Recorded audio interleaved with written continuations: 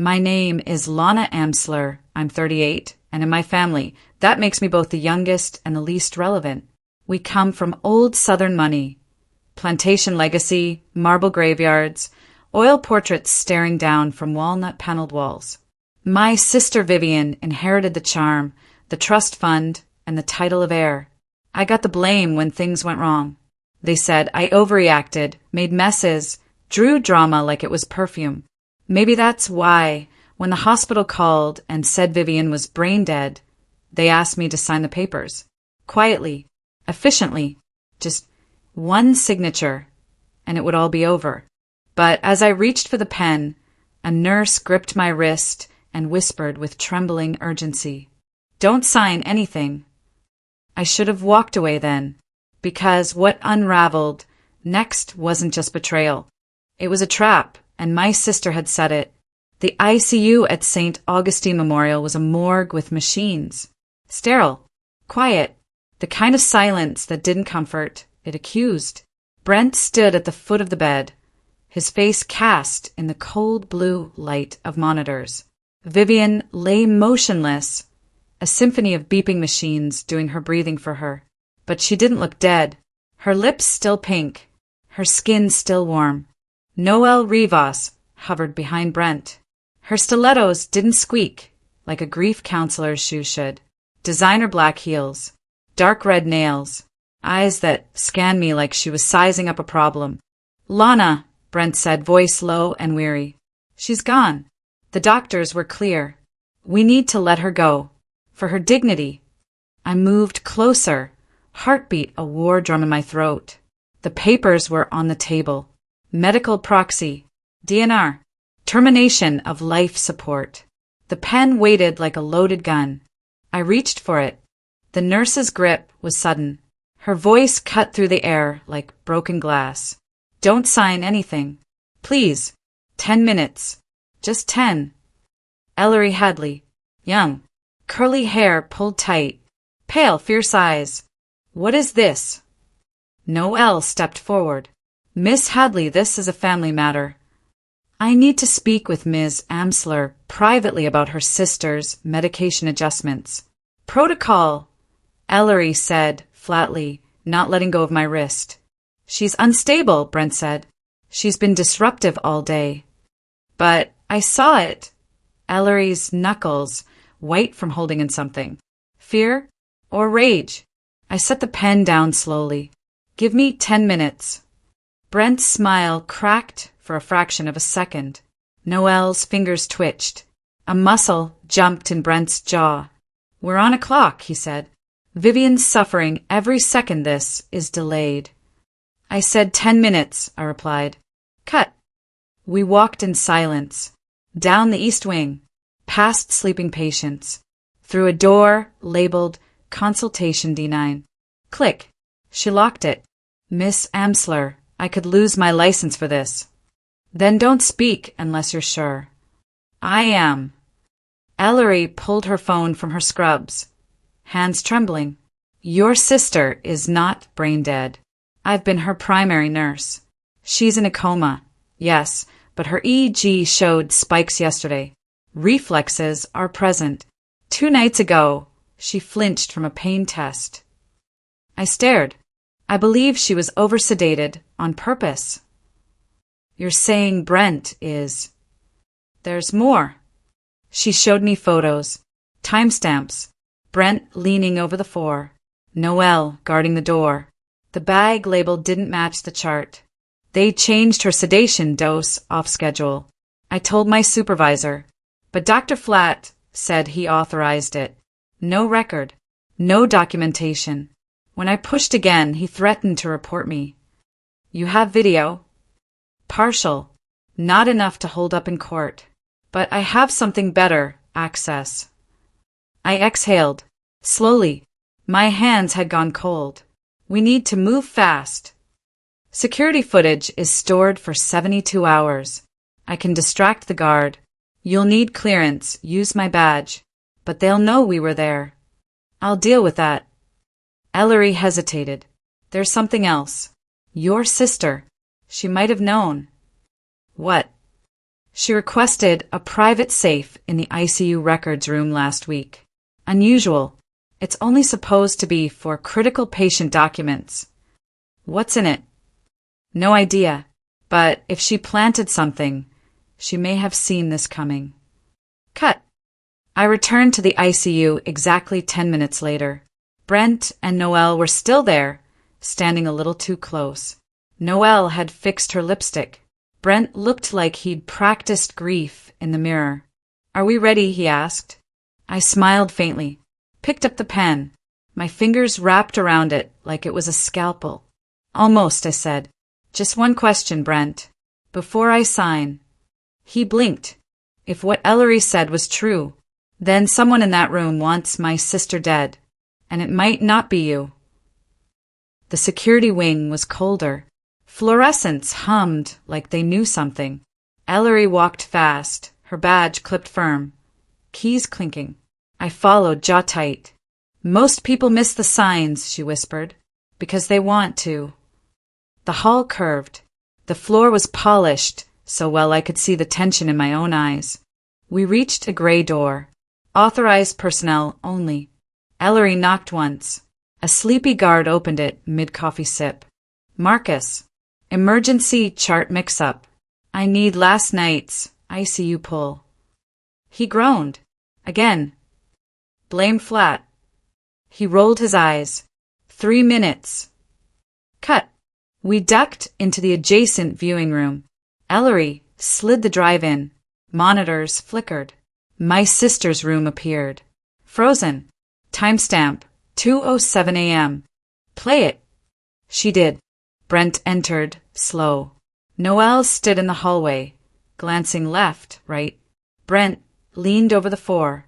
His back blocked the bag, but not his hand. It moved. Deliberate. Controlled. Pause. No gloves, I whispered. No trace. She clicked forward. 2:11 a.m. Dr. Flat appeared. Slid a thick envelope into Brent's coat pocket. What the hell? I told you. It's more than malpractice. Cut. I stepped back. The buzz in my skull was louder than the monitor. I need everything. Copies. Raw files. Ellery hesitated. The footage between 8 and 9 a.m. yesterday? It's gone. What? Wiped. I looked at her. Footage can't vanish. Unless someone told it to. Silence. Then Ellery glanced around, closed the blinds, lowered her voice. There's something else. It's not just Brent. I froze. She tapped open another folder. This was buried in hospital network logs. Vivian requested restricted access to a private storage cache.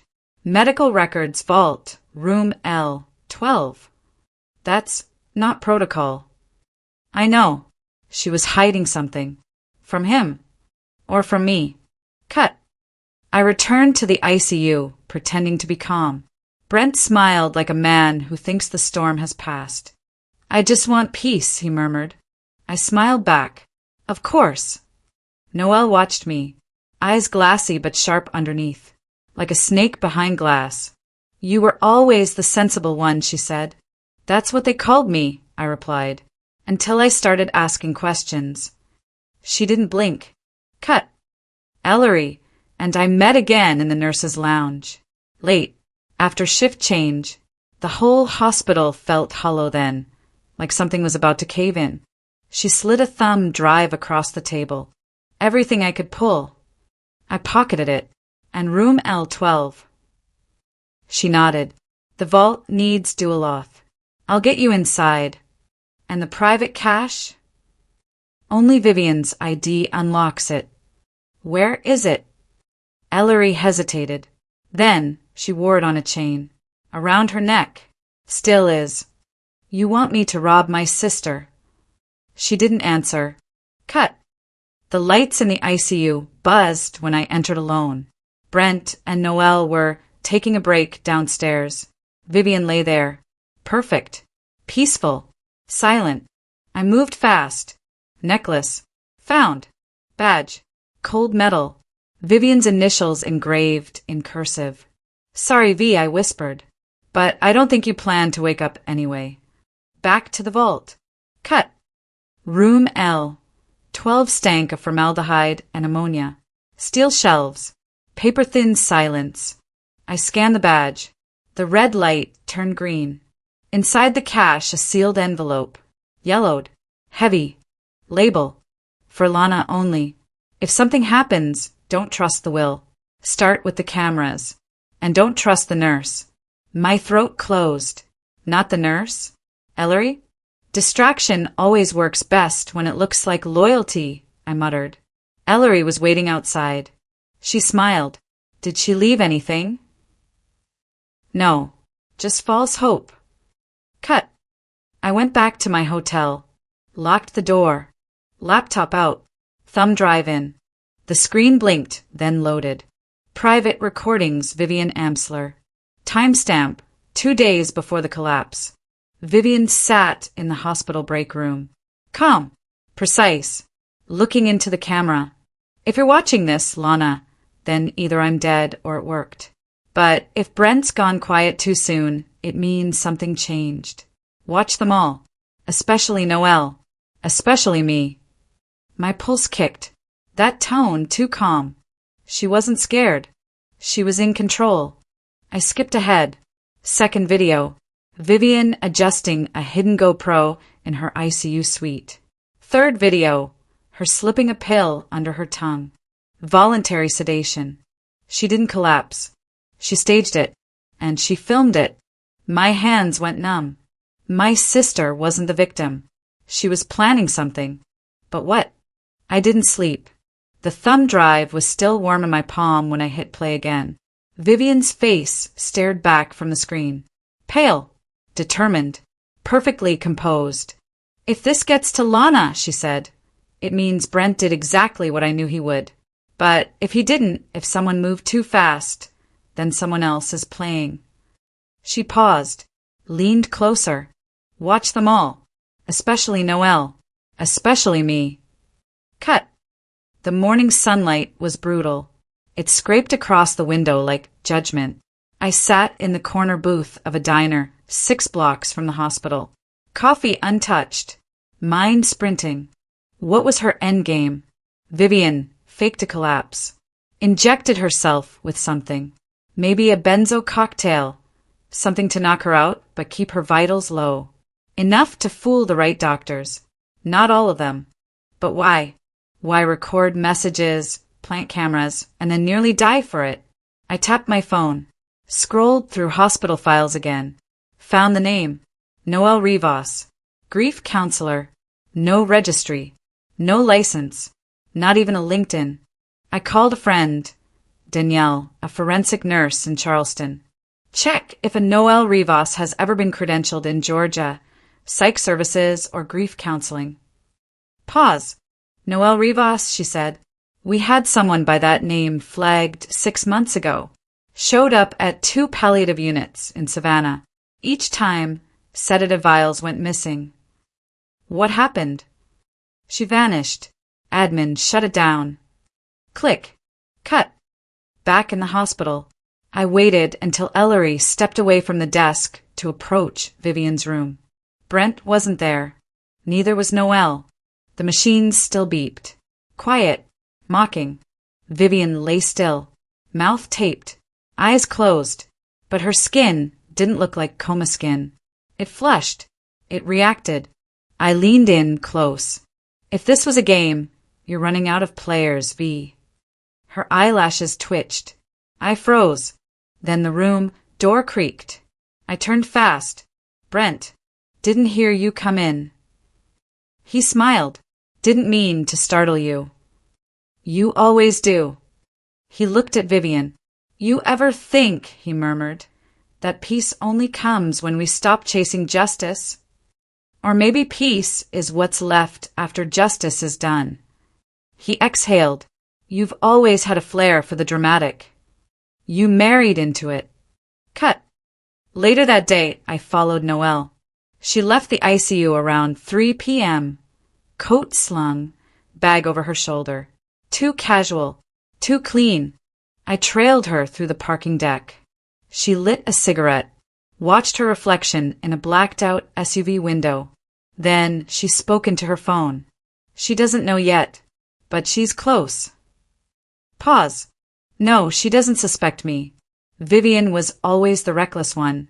This sister, she's scared. That makes her predictable. I snapped a photo. Audio too low to record. But her tone, acid soft. She got in the car and drove off. I got the plates. New Jersey tags. Temp. No match in the system. Cut. Back at my hotel, I played the second folder. Vivian again. This time in the hospital's supply closet. Whispering fast. Brent's in deeper than I thought. He wasn't supposed to make a move yet. The sedatives were just leverage. But he got greedy. Or scared. Maybe both. Then the kicker. If Lana sees this, tell her not to trust Ellery either. She's good, but she's being watched. And if they know I'm still conscious, they'll come for her next. My pulse kicked. Someone knocked on my hotel door. 3 taps.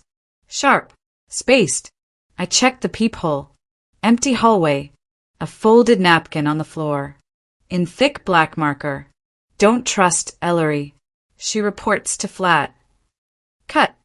I met Ellery that night in the hospital courtyard. She looked tired. Paler than usual. Hands fidgeting. I found something, I said. So did I. She pulled out a lanyard. Brent's key card. Stole it from his locker. I checked his access logs. He was in restricted records 3 times this week.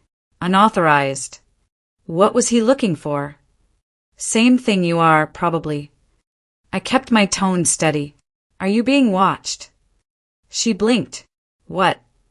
Just answer. She hesitated. Yes, I think so. By who? Flat. I think he's protecting something. Or someone.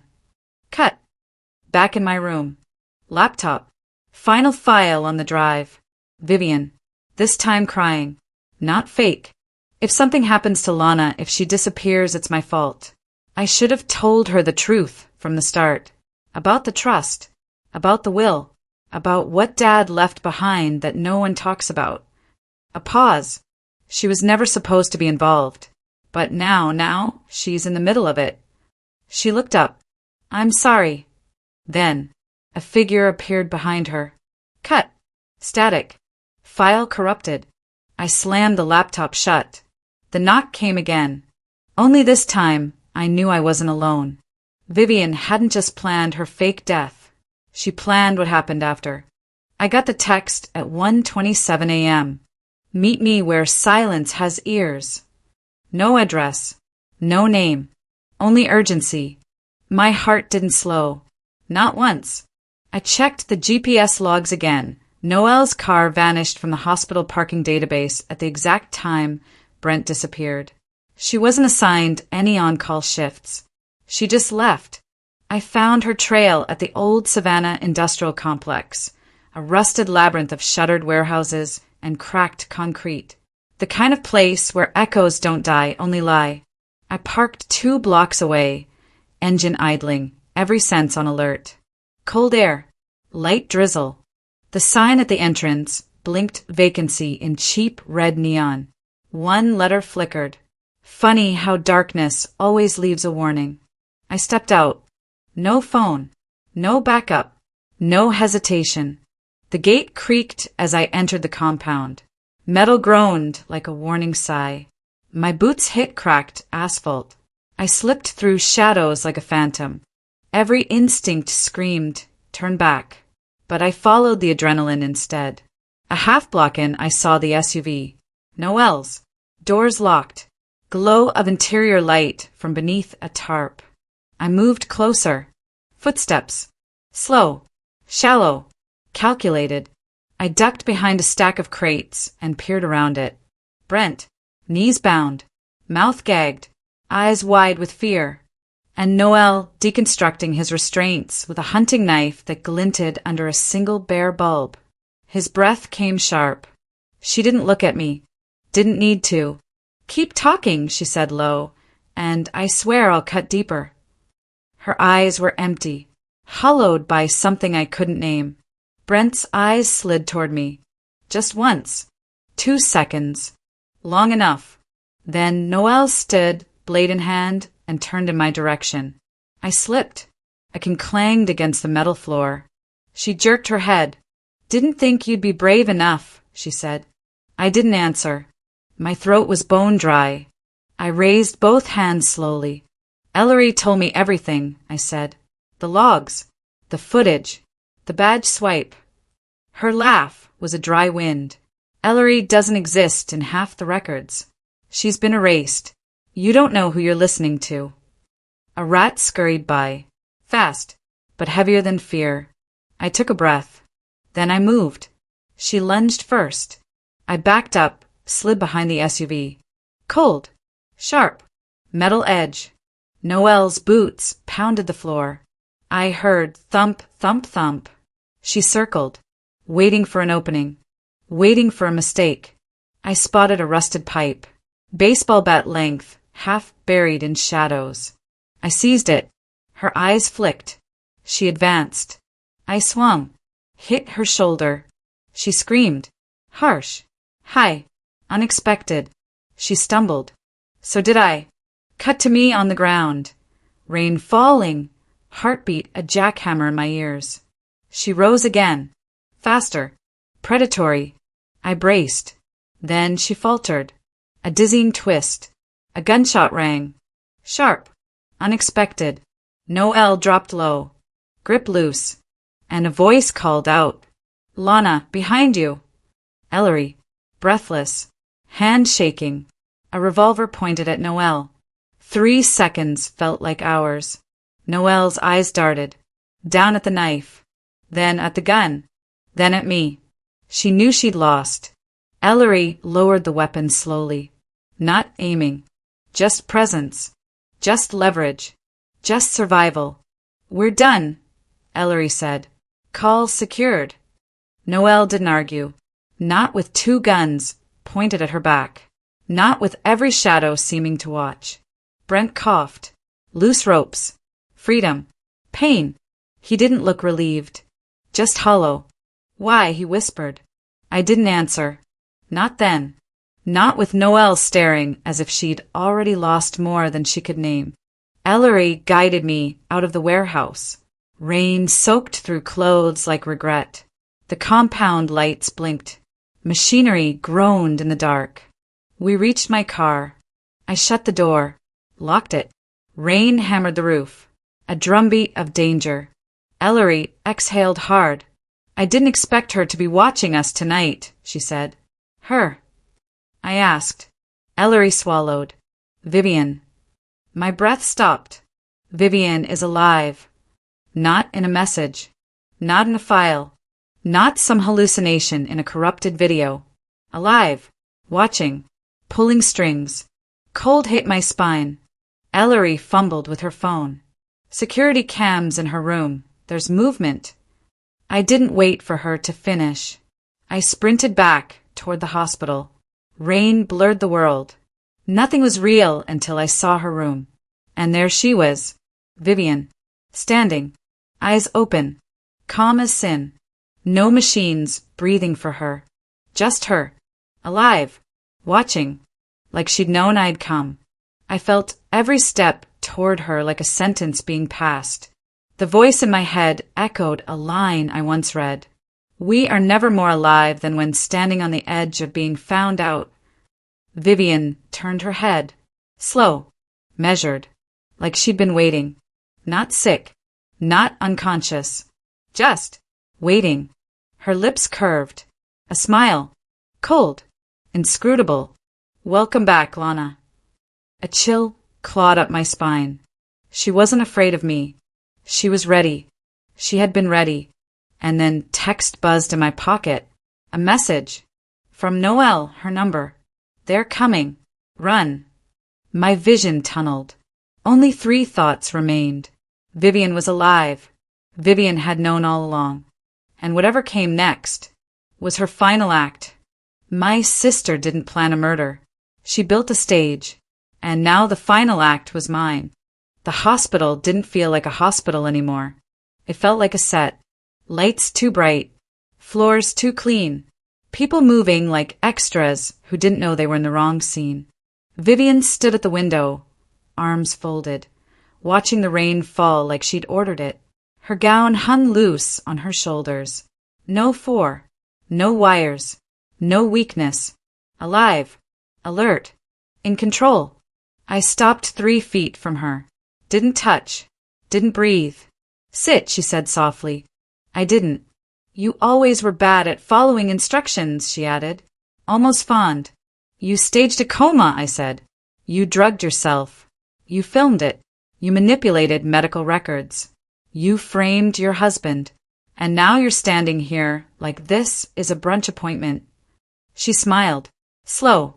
Calculated. Brent framed himself. I just gave him the opportunity.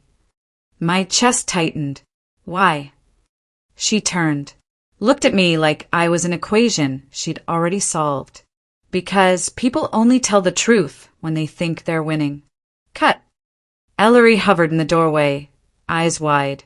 I could see the question burning through her. I shook my head. Not now. Vivian walked toward the bed, sat gracefully, crossed her legs. You know what Dad used to say, she murmured. Power doesn't shout. It waits. You're not powerful, I snapped. You're sick. Her eyes flashed.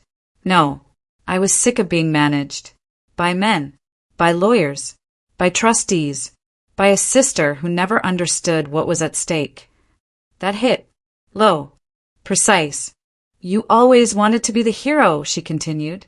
The moral compass. The good one. But morality doesn't protect assets, Lana. Strategy does. I laughed once. Sharp. Broken. You used me. She tilted her head. I used the board. Don't lie. She didn't deny it. Cut. The door burst open.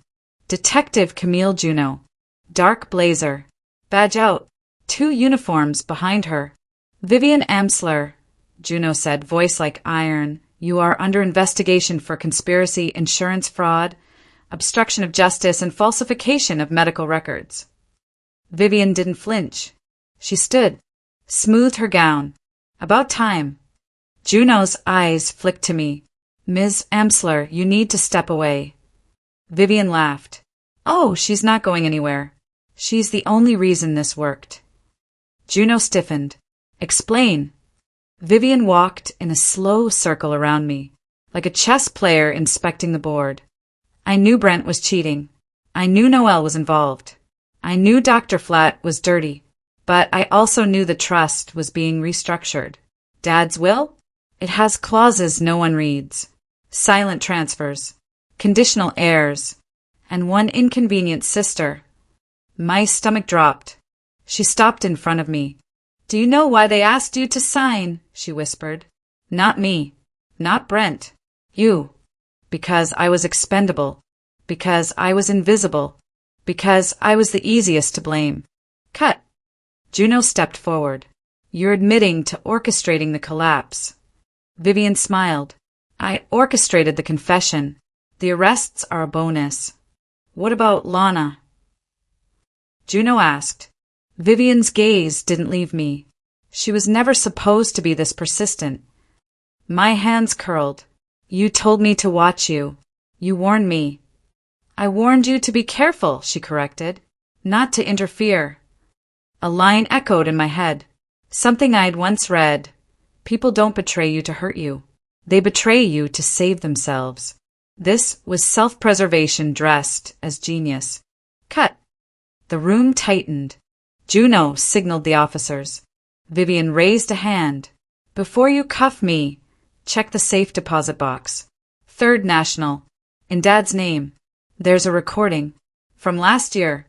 Juno hesitated. I didn't. What recording? Vivian finally looked tired. Dad changed the trust. Quietly. Left you a controlling interest. I was just the steward. The world tilted. You're lying. She shook her head. I was going to let you have it. Eventually. But Brent accelerated the timeline. And you walked right into it. I'll burn my throat. You let them try to kill you. I let them expose themselves. You let them target me. Her jaw tightened. Collateral is part of war. The word echoed. War. Between sisters. Cut. The officers moved. Cuffs clicked. Metal on bone. Vivian didn't resist. As they led her out, she leaned close. Close enough for only me. You were always the weakest, she whispered. You just didn't know you were also the bait. Her breath was warm. Her voice ice. Then she was gone. Hallway swallowed her. Doors closed. Silence crashed. Juno exhaled. You okay? I nodded. Leet. Cut. In the parking lot. Rain soaked my jacket. My phone buzzed. Unknown number. One message. You think she was the end. 3 dots appeared. Then, the family doesn't end with her. My chest tightened. The hospital doors slid shut behind me. Lights flickered. Reflections fractured in the glass. Someone was still watching. And I knew it. I thought I was saving her. Turns out, she wrote the ending long before I arrived. The courtroom was cold. Hard light. Harder truths. Vivian sat in cuffs, composed like a queen awaiting judgment. Her face was calm. Too calm. Nothing rattled her anymore. Detective Camille Juno stood beside me, eyes sharp, posture rigid. We'll need your statement next, she said. I nodded. My voice stuck. Not from fear, just gravity. Lana, Juno continued. They're filing charges for conspiracy, fraud, obstruction, manipulation, and attempted murder. I breathed in. Slow. Out. This was the price. The payoff. The truth. Cut. Brent's trial was first. He paced the stand like a man rehearsing guilt. Not innocent. Just unprepared. The tapes. Noel's admissions. Dr. Flatt's logs. Every piece collapsed like a house of cards. In the gallery, tabloids shimmered like vultures with lenses. Justice doesn't shout, I reminded myself quietly. It waits. Brent looked toward me. No anger. Only that thin, hollow stare people get when they realize the world saw them for what they were. Cut. Next was Noelle. She pleaded guilty, rapidly, too rapidly. It was never personal, she said, voice flat. But her eyes told me otherwise. Once I saw fear there. Now, just regret. Everyone wanted a piece of her confession. Prosecutors, press, even patients she'd counseled. Her betrayal wasn't just legal. It was moral. A wound. Self-inflicted. Cut. Dr. Flatt's hearing came next. Medical board. Ethics committee. Press crowd. Flatt stood like a man who thought excuses could armor a guilty conscience. They were not sedatives, technically, he said. Something small, but sharp cut through the silence. Ignorance is not an alibi. The judge's gavel struck like a hammer. His medical license revoked. Criminal charges pending. Cut. Then came Vivian's turn. I watched from the back row. Hands clasped. Breath stuttering like a strobe light. Her lawyer whispered something. She tilted her head. Her eyes found mine. No guilt. Only calculation. Her trial wasn't for murder. It was for deception. The staged coma. The data tampering. The elaborate deceit. Hundreds watched. Every camera flashed. Memory chips clicked like guns. It felt like I was both defendant and jury in my own head. Cut. Then came my testimony. I stood, legs shaky, voice grounded. They asked me about her motives, about my involvement. They asked if I'd been complicit. I didn't lie. I didn't embellish. I loved my sister, I said, voice cutting through the room. But love is not permission for manipulation. I didn't sign those papers because I trusted a nurse who saw truth when denial was louder than sight. Some in the room shifted. A few nodded. I continued, slower now. Fear makes partners of everyone. But courage makes us face consequences we never asked for. I paused. That line lingered, like an echo in a hall too wide for certainty. Cut. Outside, the sun was stark. No shadows, only judgments. Vivian was sentenced. Not mercy, not forgiveness, but consequence. She left the courtroom in cuffs. Her smile faint, less certain than before. Just human. Flawed. Real. I watched until the doors closed, then exhaled like a storm breaking. Cut. Weeks passed. Ellery found work elsewhere. Not far. Just enough to stay. She came by one afternoon. Hospital courtyard. Rain. Not storm. Just heavy. We sat on a bench. No dialogue. Just presence. How are you? She asked. I didn't say. I breathed instead. A line surfaced in my mind. No one leaves a battlefield unchanged. Ellery nodded as if she heard it too. We didn't need to speak more. Cut. I returned to Savannah's Riverwalk that evening. Lights shimmered on the water. Traffic distant. A breeze carried a whisper of salt. I thought about what my sister once told me. Power doesn't shout. It waits. Vivian's brand of waiting was destructive. But truth, real truth, waited too. Quiet, patient, then unstoppable. I saw Brent once more, walking along the promenade. No handcuffs, no cameras, just a man trying to breathe after being seen. We didn't speak, just nodded. Two broken reflections on water. Cut. My father's estate was settled. Dad's trust, finally executed according to his final amendment. Conditional heirs. Only one left standing. Me. The irony wasn't lost. I didn't want it. I never did. But acceptance isn't desire. It's acknowledgement. A line I whispered under my breath.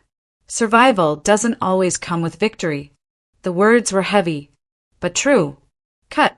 At sunset, I stood on the porch of our old family home. Windows boarded. Paint peeling. A relic, yet still standing.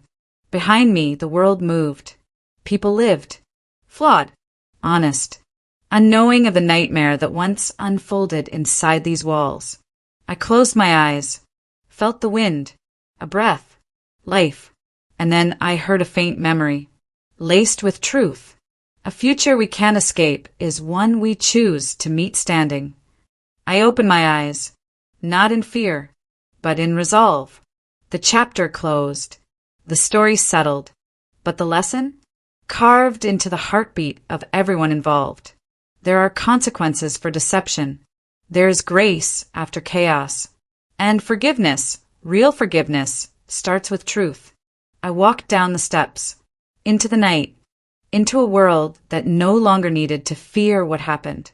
Only remember why it mattered.